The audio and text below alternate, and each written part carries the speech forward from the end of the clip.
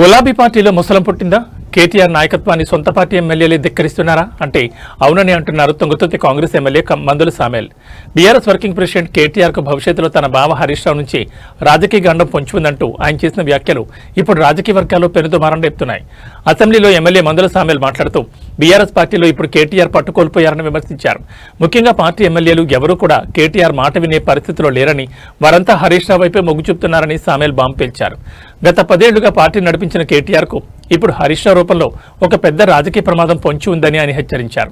BRS అధినేత కేసీఆర్ మౌనంగా ఉండడం, మరోవైపు హరీష్ రావు దూకుడు పెంచడం వెనుక పెద్ద వ్యూహమే ఉందని, ఇది చివరికి కేటీఆర్ రాజకీయ భవిష్యత్తును దెబ్బతీస్తుందని సామేల్ విశ్లేషించారు. పార్టీ పగ్గాల కోసం లోపల జరుగుతున్న ఈ యుద్ధం త్వరలోనే బహిర్గతమవుతుందని ఆయన ధీమా వ్యక్తం చేశారు. కేటీఆర్ గారు, మీకు హరీష్ రావుతో పొలిటికల్ ప్రమాదం గుర్తుపెట్టుకోరు. ఎందుకంటే నీ చెల్లె ఒక వికెట్ ఎగిరిపోయింది, నీ పని బట్టే ఖాయం. ఎందుకంటే మీరు పోటీపడి దోసుకున్న రాష్ట్రాన్ని. మీ అందరికంటే ఎక్కువ హరీష్ రావు దగ్గరనే పైసలు ఉన్నాయి, అందరికంటే ఎక్కువ హరీష్ రావు దగ్గరనే పైసలు ఉన్నాయి. ఇక్కడ ఉన్న ఎమ్మెల్యేలు కేటీఆర్ గారు మీ మాట ఎవరు చెప్పండి, ఆడ ఉన్న ఎమ్మెల్యేలు ఎవరెవరు మీ మాట వింటారో చెప్పండి. హరీష్ రావు మాట వింటారు. రేపు నేను ముంచేది ఖాయం, గుర్తుపెట్టుకోండి. ఎందుకంటే 2001 నుంచి చూస్తున్నాను. చెప్తాయినా మీరు గౌరవ కేసీఆర్ గారి మీద ఇట్లా కత్తులు కూడా కోలాడు ఆడుతాం బిడ్డ. కబర్దార్.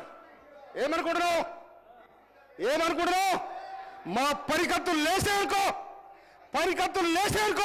నీ గడికి ఏమైనా కడతామని చెప్తామని చెప్తున్నా. ఎవరు బెదిరిస్తున్నావు?